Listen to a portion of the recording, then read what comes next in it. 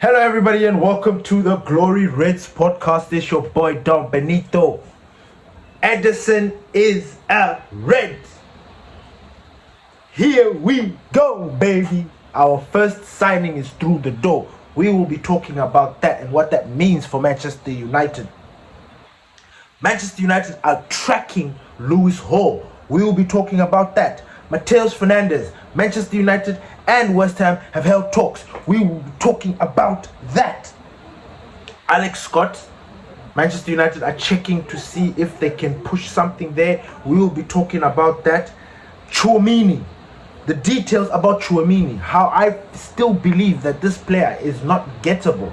But we will be talking about that.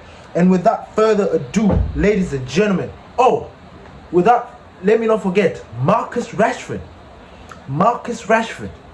Barcelona trying to take a piss. We will be talking about that. And let's get into it.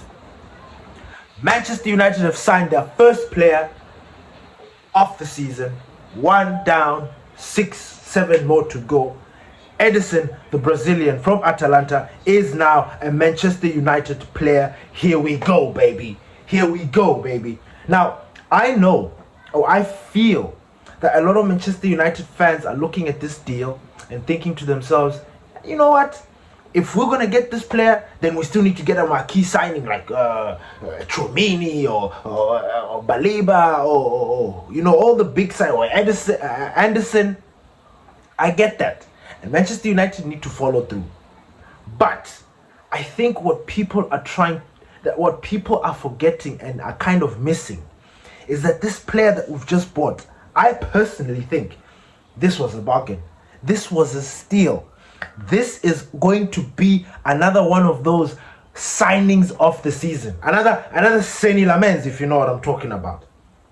This player is, I don't want to exaggerate as such and say, oh, he's a unique player. But this guy, for what we are trying to do at Manchester United, he fits like a glove. I know we're looking for Casemiro replacement, somebody that was going to be able to help Kobe Mainoo in that midfield position. Let me tell you something. The player that we've just bought, the player that we have just acquired from Atalanta is... he's so good.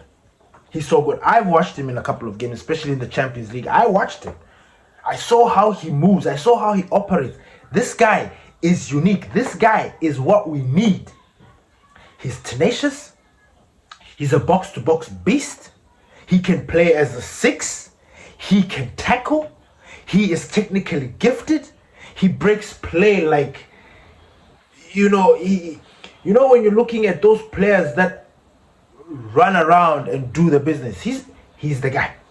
Now, we were looking for a Casemiro with legs. This is the guy that we've got.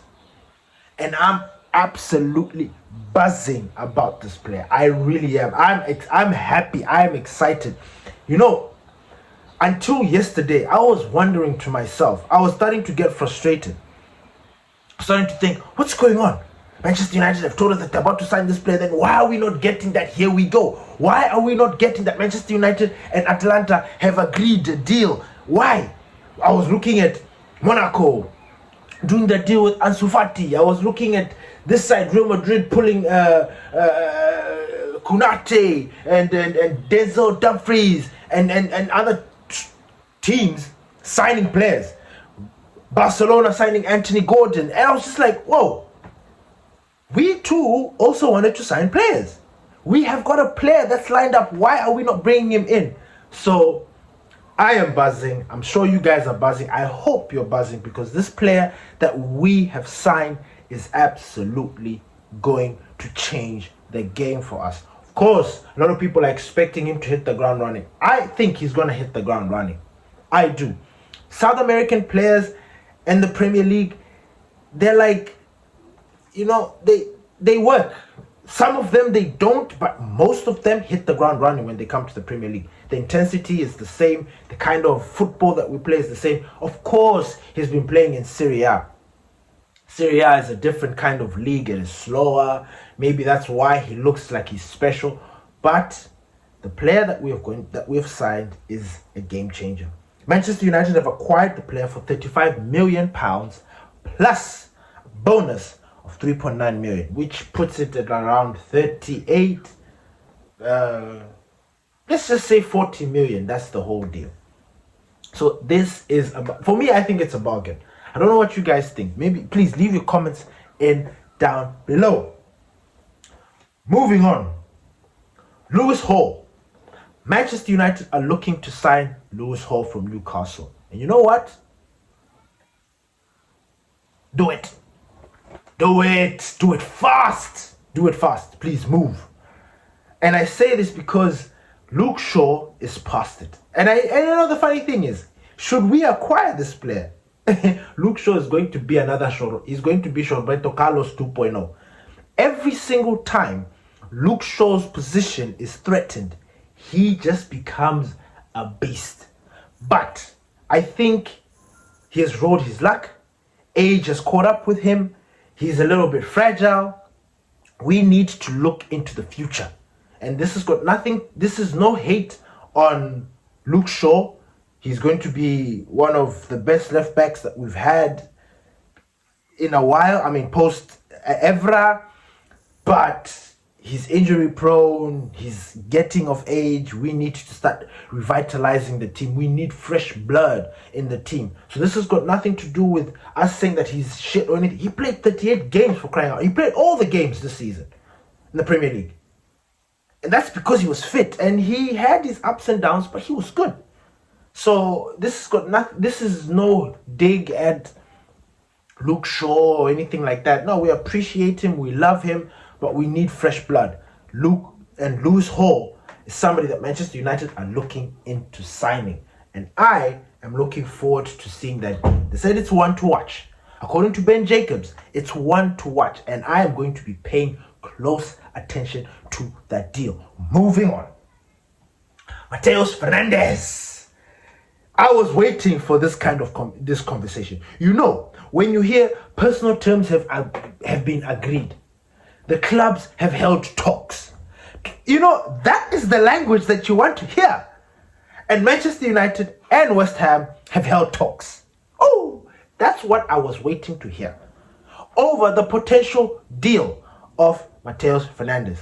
Now, I know West Ham have been trying to milk the deal because they're like, they've been relegated, so they want to recoup, they want to put a lot of crazy amount of money, and I don't think it's going to play out good for them. I think there is a deal to be had. I think there's some negotiations that are going to be had, and I think Manchester United are going. I mean, 80 million is actually, when you're looking at the player profile, I mean, you think, okay, that is it. But I have this feeling that Manchester United are going to get him for less. Either way, the fact that they've held talks is encouragement enough. Manchester United said that they want to bring in a lot of their players in. And Matues Fernandes is somebody that they've been saying is the future, is somebody that they want. And I couldn't agree more. The player's good. The guy's young. He is somebody that's going to be at United for the next 10. Should we get him 10 years? I mean, yeah, because whoa, we want to get back into what we are used to, what we used to be as Manchester United. So obviously, some of these players are going to be there for the longest time, unless they flop, unless it becomes something different.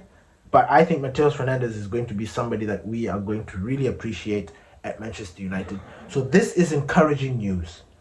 Man United, West Ham, having talks of a potential deal. This is good. This is good.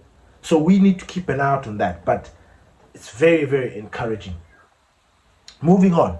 Alex Scott, according to reports, according to The Athletic, Alex Scott is unlikely to sign a new deal with Bournemouth, which leaves room for a team to pounce.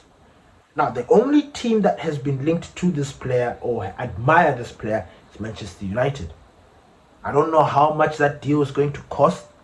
I don't know what it's going to be like. I don't know what his contract status is right now, but He's a good player. He's another good player. Another English good player. He's another Jack Grealish, but not with the antics and stuff, but a proper player. He's a baller. Man, I mean, I'm looking at the signings and the players that we want to sign, and I'm thinking to myself, should we get these players? Oh my God. We would have depth. We would have some competition, which is good. Which is good for us. So I'm buzzing. So Manchester United are also monitoring that situation. They're weighing up the options. They're trying to see if there's a deal that could be done there. So another player that we need to keep an eye out for. The next player that I want to talk about, Tchouamine, the Real Madrid defensive midfielder that Manchester United have been linked to since the end of the season. Now, I'm skeptical about this deal. I'm skeptical about the player. I mean, I still don't think he's a Manchester United player. Don't ask me why. I have my superstitious reasons. I also have this, I don't know, I have got this players that were once linked to United, should have come to United, decided to go elsewhere, and then because they are being pushed out of their clubs, all of a sudden they want Manchester United. I'm anti that. I do not want that. I do not want a player to look for Manchester United only because his club wants to get rid of him, only because he's fallen out of favor with. No, I'm not about that life. And I know you're gonna start saying, "Oh, but Casemiro is a different situation.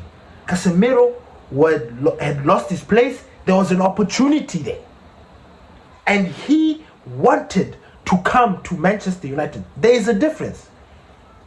There is something that we are trying to do now as Manchester United, and I'm loving it. Going for players that want to come to the club. It is important. It is imperative. It makes the club focus on you because you choose the club.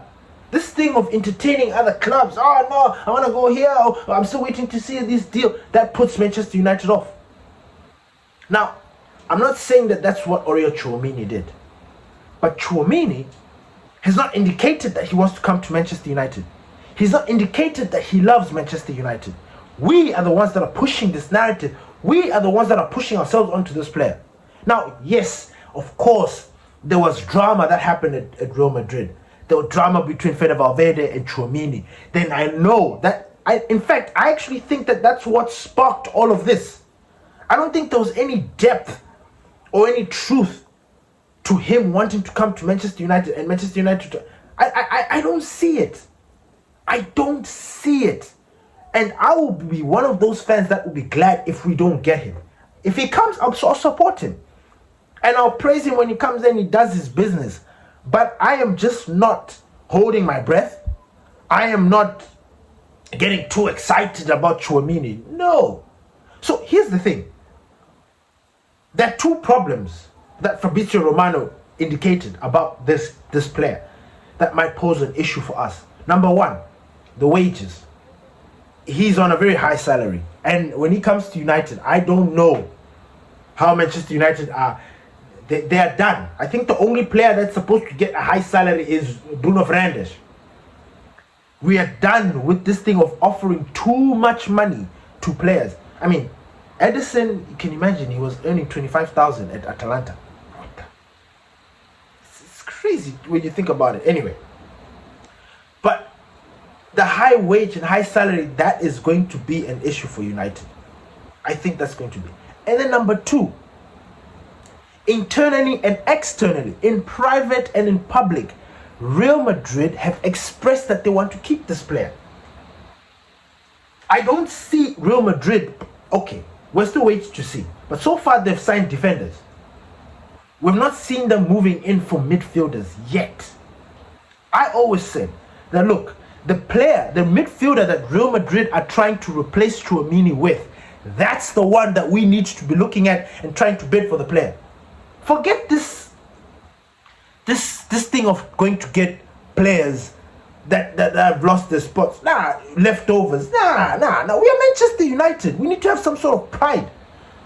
I know everybody's excited because what a defensive midfielder, but look, if there's one person that spies on Real Madrid, it is me.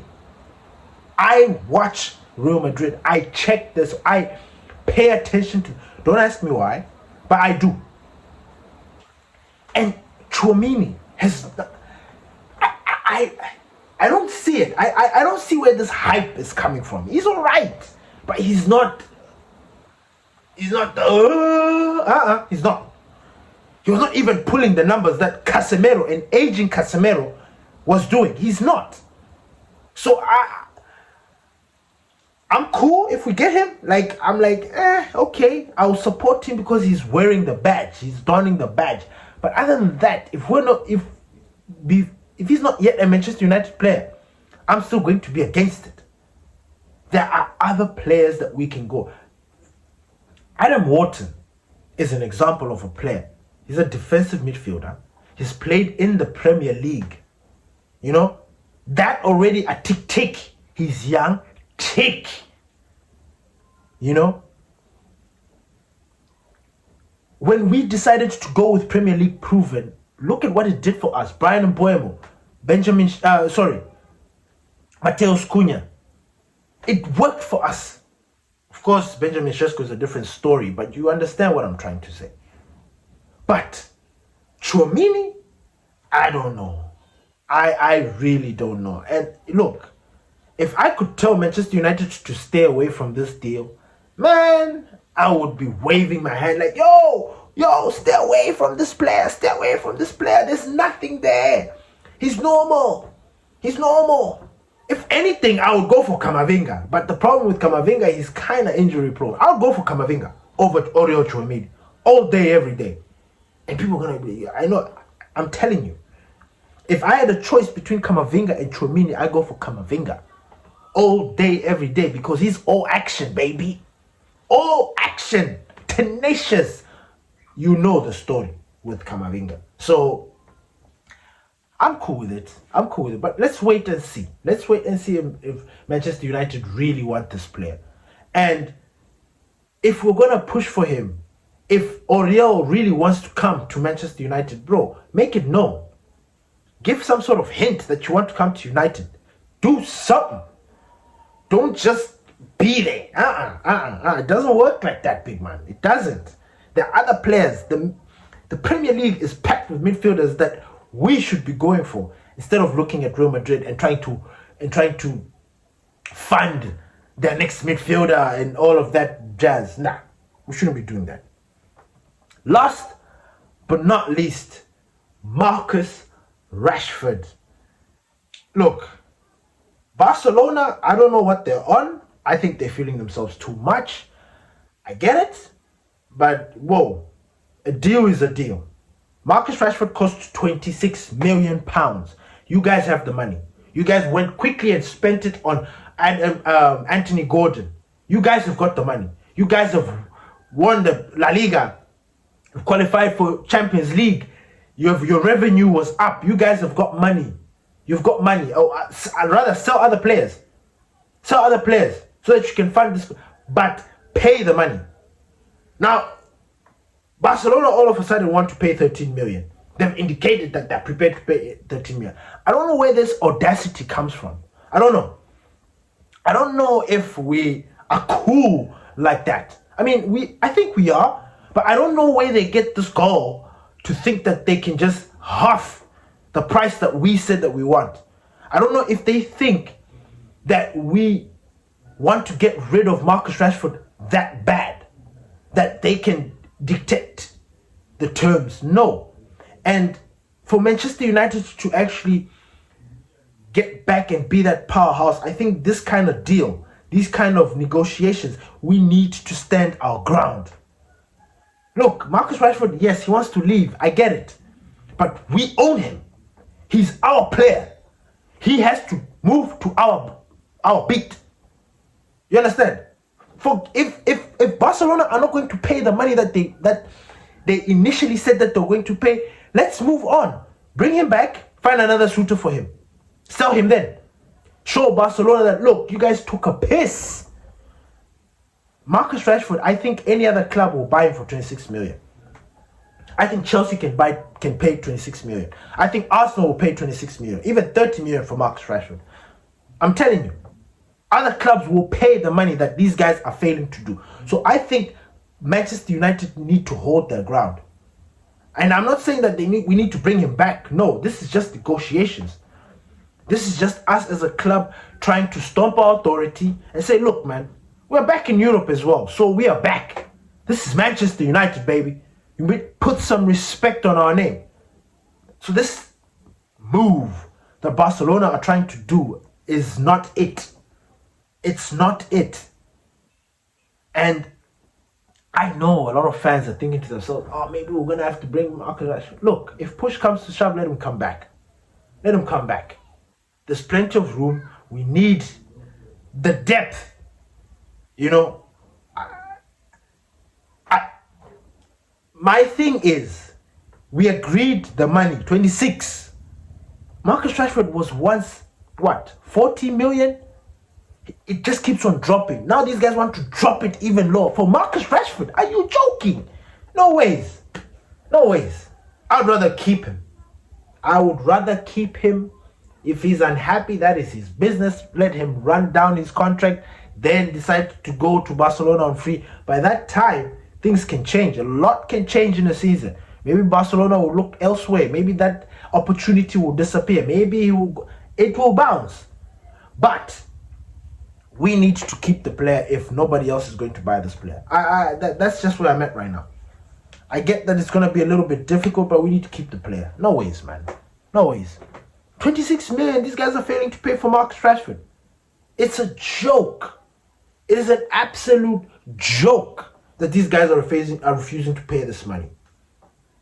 Thank you, everybody, for listening to the Glory Reds podcast. Peace.